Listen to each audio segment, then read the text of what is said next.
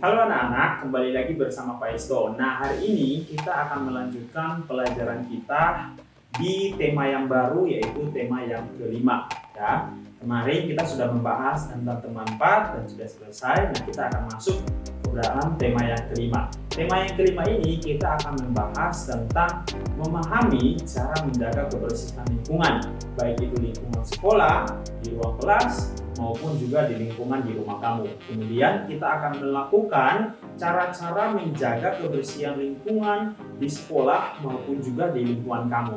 Nah, karena kamu tidak ada selama masa pandemi ini kamu tidak datang ke sekolah, maka nanti kita akan menerapkan caranya di dalam rumah kamu atau di tempat kamu belajar. Jadi anggaplah tempat belajar kamu adalah ruang kelas kamu, ya. Nanti akan Bapak jelaskan bagaimana caranya. Oke. Nah, untuk hari ini kita akan lebih spesifik, ya, lebih detail, ya, atau lebih banyak membahas tentang menjaga kebersihan kelas dan juga kebersihan lingkungan sekolah. Oke, mengapa kita harus menjaga kebersihan kelas atau mengapa kita harus membersihkan kelas, ya? Jadi manusia perlu menjaga kebersihan lingkungan, ya, dan kebersihan diri agar sehat, ya, tidak berbau, ya, tidak menularkan kuman penyakit bagi diri sendiri maupun orang lain, ya.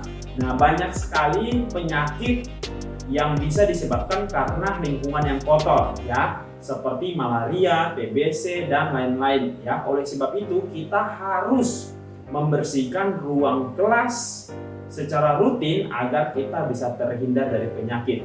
Selain itu, kelas yang bersih juga dapat meningkatkan konsentrasi dan kenyamanan kita dalam belajar, ya. Kamu bayangkan kalau kamu sedang belajar ternyata di sebelah kamu ada sampah, ya, bau, pasti kamu tidak nyaman dalam belajar, ya. Oleh sebab itu kita harus menjaga kebersihan ruang kelas. Nah, pertanyaannya adalah bagaimana sih kita mau atau bagaimana cara kita menjaga kebersihan ruang kelas, ya. Yang pertama adalah kita bisa membuat dan menjalankan tiket kelas, ya. Jadi kita bisa membagi siswa, ya. Misalkan satu kelas itu ada 30 siswa, kita bagi dalam 6 kelompok atau dalam 5 kelompok, ya. Satu kelompok terdiri dari 5 orang. Nah, kita membuat piket. Oh, hari Senin ini 5 orang tugas membersihkan kelas, ya. Apa saja yang bisa dilakukan dalam piket kelas itu? Bisa menyapu lantai, ya. Jadi nanti dibagi-bagi, ya. Oh, saya tugasnya menyapu lantai, nanti dia tugasnya menyapu ruang kelas, ya. Kemudian ada yang mengepel lantai, ya. Nah, habis sapu langsung dipel sehingga debu-debu itu tidak menempel pada lantai, ya. Apa yang kamu hirup, kamu tidak menghirup debu, tapi karena sudah dibersihkan sehingga tubuh kamu bisa menjadi sehat. Lalu kemudian merapikan kursi dan meja. Nah, ini sering sekali siswa itu biasanya habis belajar kursinya itu dibiarkan saja, ya. Harusnya kursi itu didorong ke bawah meja, ya, masukkan ke kolong meja itu, dirapikan, meja-mejanya dilap, ya. Pastikan tidak ada debu di situ atau tidak ada sampah yang ketinggalan di atas meja maupun juga di kursi. Kemudian membersihkan papan tulis. Nah, biasanya kalau guru mengajar tulis, kalau guru lupa untuk menghapus papan tulis, nah kamu bisa inisiatif, ya. Atau pada saat piket kamu membersihkan papan tulis, ya. Kalau ada tulisan-tulisan yang tidak terpakai, ya, atau bekas-bekas ketika dihapus, lalu papannya itu penghapus meninggalkan bekas-bekas hitam, nah kamu bisa bersihkan, ya, pakai air, pakai kain, kamu lap sehingga papan tulis kelihatan bersih dan kamu nyaman dalam belajar. Kamu juga bisa membersihkan kaca-kaca jendela. Nah, biasanya jendela kita kalau ada kaca itu debu itu menempel di situ, ya, supaya tubuh kita sehat, kita tidak menghirup debu. Nah, tiket kelas juga bisa membersihkan kaca jendela, atau kalau kamu tidak sampai, kamu bisa menggunakan alat atau meminta tolong kepada orang lain, ya, untuk membersihkan kaca jendela. Kemudian membuang sampah pada tempat sampah. Nah, ini seringkali juga terjadi, ya. Ada siswa yang sengaja robek kertas lalu ternyata kertasnya itu disimpan di bawah kolong meja. Harusnya sampahnya itu dibuang ke dalam tempat sampah yang ada di kelas, ya. Lalu bagaimana, Pak? Apakah kalau kita tidak piket, kita tidak menjaga kebersihan kelas? Nah, tetap walaupun kita tidak piket, kita tetap membersihkan ruang kelas kita. Bagaimana caranya kita menjaga kebersihan kelas walaupun kita tidak piket? Pertama adalah tidak mengotori ruang kelas, ya. Jadi kalau kamu nggak piket, kamu tidak boleh mengotori ruang kelas, ya. Ketika kamu ada sampah, kamu jangan buang sembarangan, ya. Atau mungkin kalau kamu raut bekas raut pensil, nah bekas rautannya itu atau sisa rautannya itu kamu bisa langsung buang ke tempatnya, ya. Atau kalau kamu jajan, ya, kulit jajanan, nah kamu jangan buang sembarangan di dalam kelas, tapi kamu buang sampah langsung ke tempatnya. Dengan demikian walaupun kamu tidak piket, tapi kamu juga membantu menjaga kebersihan ruang kelas. Kemudian membersihkan kolom meja, ya. Meja kamu masing-masing kamu bersihkan, ya, pakai kain, kamu bisa lap, ya, karena itu tempat-tempat yang jarang dijangkau, ya, tidak kelihatan, ya, bisa jadi di dalam situ ada sarang laba-laba atau mungkin debu. Nah, kamu membersihkan secara rutin sehingga tidak menjadi kotor dan tidak menjadi penyakit buat diri kamu, ya. Kemudian tidak perlu menunggu perintah guru untuk membersihkan kelas jika ada sampah. Jadi kalau tidak sengaja ada teman yang jatuhkan sampah, ya, atau kalau kamu lihat ada sampah di bawah meja, nah kamu tidak perlu menunggu perintah guru. Wah, bersihkan sampah ini, nggak perlu, kamu inisiatif sendiri mengambil sampahnya, lalu kamu buang ke tempat sampah, atau kamu mengingatkan temannya yang punya sampah, itu ada sampah di bawah meja kamu, di bawah kursi kamu, angkat lalu buang ke tempatnya, ya. Jadi kamu tidak perlu lagi menunggu perintah guru, tapi kamu inisiatif sendiri.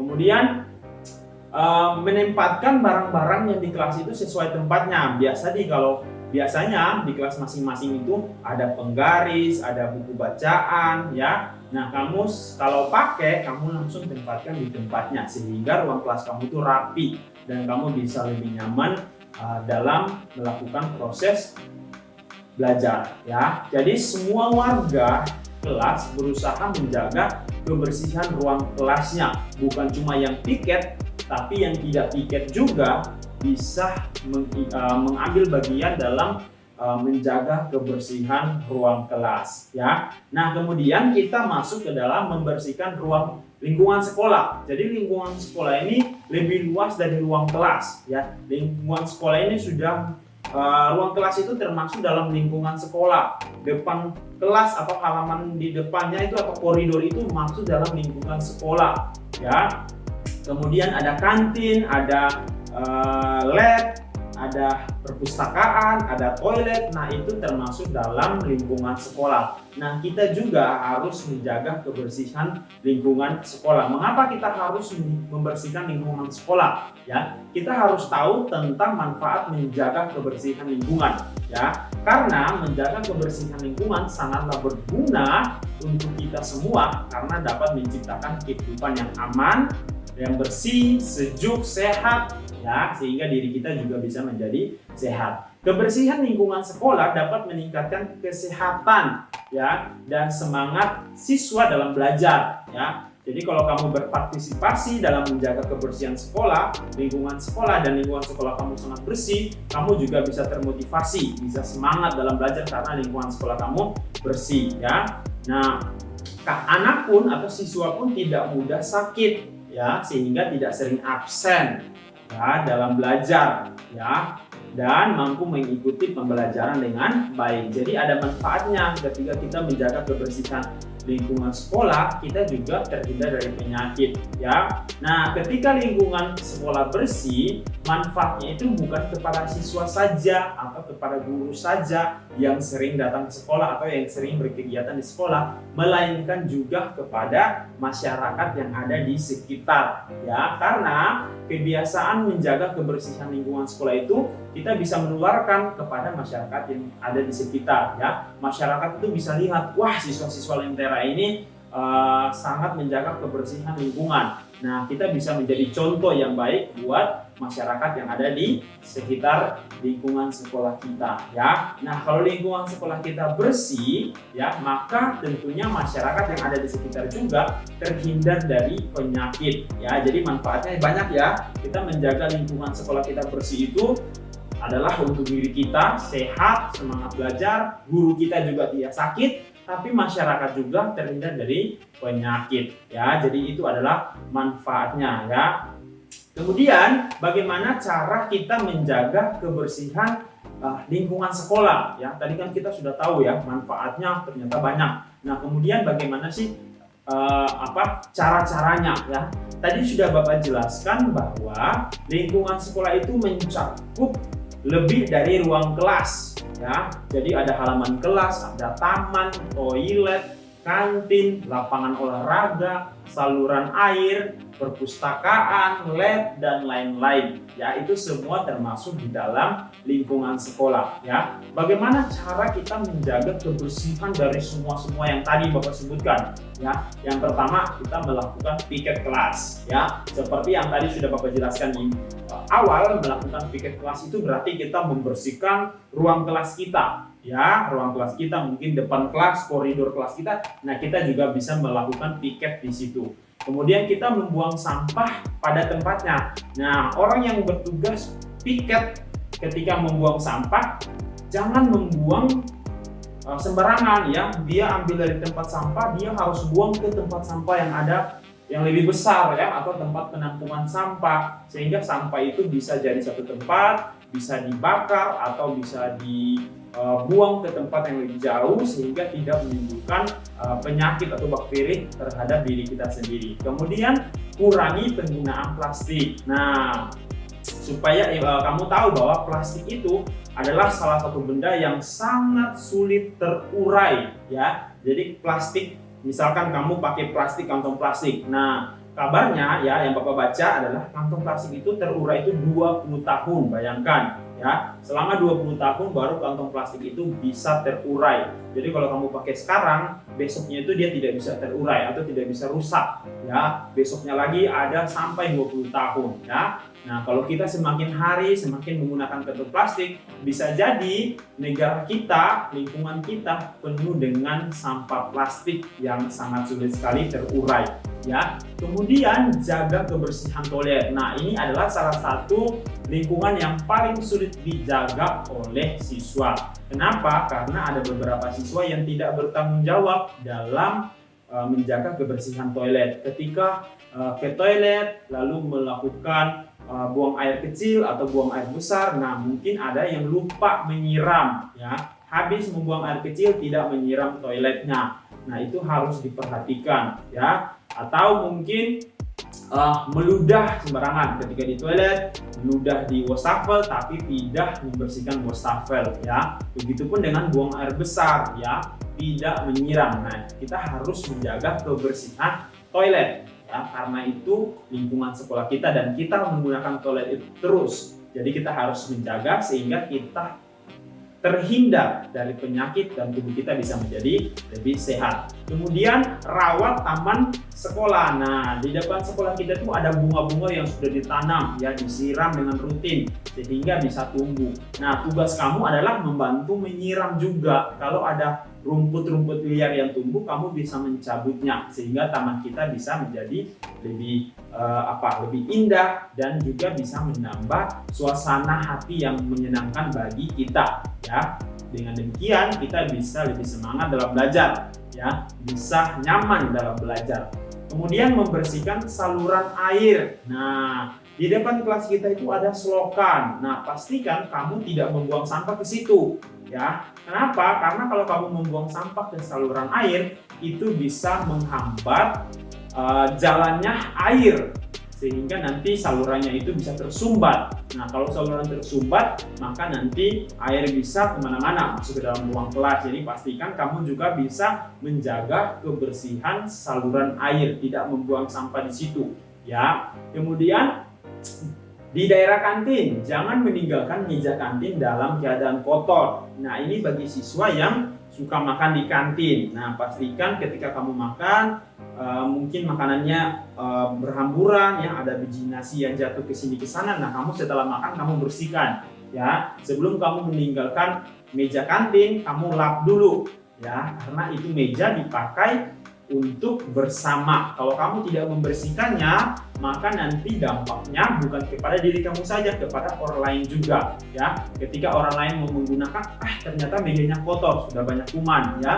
Akhirnya orang lain bisa terserang oleh bakteri dan bisa menyebabkan tubuh dia menjadi sakit ya. Jadi ketika kamu menjaga kebersihan kantin, kamu juga sebenarnya sedang melindungi orang lain dari berbagai penyakit. Kemudian segera kembalikan benda apapun ke tempatnya ya. Misalkan kalau kamu pinjam sapu ya di kantin untuk membersihkan kantin, nah kamu jangan taruh sapu sembarangan, segera kembalikan ke tempatnya. Kalau kamu pinjam buku di perpustakaan, segera setelah selesai membaca, kamu langsung kembalikan ke tempatnya sehingga bisa lebih rapi. Begitupun juga dengan lab maupun dengan peralatan olahraga maupun juga dengan hal-hal yang lain ya. Jadi pastikan kamu bertanggung jawab sehingga sekolah kita tuh bisa rapi ya, fasilitasnya atau alat-alatnya, benda-benda yang kita gunakan itu bisa dikembalikan ke tempatnya. Kemudian berhati-hatilah agar tidak merusak benda apapun yang dipajang di sekolah ya. Nah, ini yang suka lari-lari ya, hati-hati jangan sampai kamu malah menabrak meja, lalu mejanya jatuh atau rusak ya. Kamu juga tidak boleh mencoret-coret dinding ya. Nah, itu hati-hati, tidak boleh mencoret dinding. Kemudian kalau ada bunga di taman, kamu tidak boleh mencabut ya. Harus berhati-hati dengan semua yang ada di lingkungan sekolah kita ya. Nggak boleh pakai batu lalu banting-banting di keramik, nanti keramik kita rusak, malah nanti sekolah kita tidak terjaga dengan baik ya. Nah, itu dia adalah cara menjaga kebersihan ruang kelas dan kebersihan lingkungan sekolah. Nah, karena kamu tidak belajar di ruang kelas dan lingkungan sekolah sekarang, Bapak mau kamu menerapkan hal ini di tempat belajar kamu sekarang ya. Jadi kalau kamu belajar di meja di dapur, anggaplah itu adalah ruang kelas kamu, anggaplah itu adalah ruang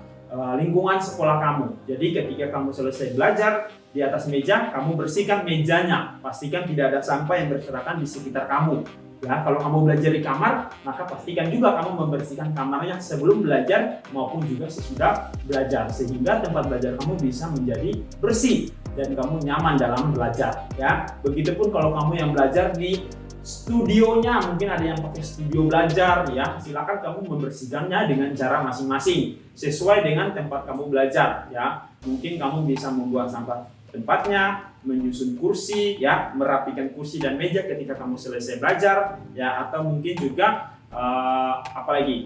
membuang sampah langsung ke tempat penampungan sampah. Nah, silakan kamu menerapkan hal-hal yang tadi sudah Bapak jelaskan. Sapu, pel kamu lakukan ya. Jadi Bapak harap kamu bisa melakukan cara-cara menjaga kebersihan ruang kelas dan juga lingkungan sekolah di tempat kamu belajar sekarang ya. Nah, pembelajaran kita tentang kebersihan ruang kelas dan lingkungan sekolah sampai di sini. Minggu depan kita akan lanjut ke cara melakukannya. Hari ini kita memahami, minggu depan kita akan melakukannya, menerapkannya di dalam kehidupan kita sehari-hari. Oke, sampai ketemu lagi minggu depan. Tuhan Yesus memberkati. Bye-bye.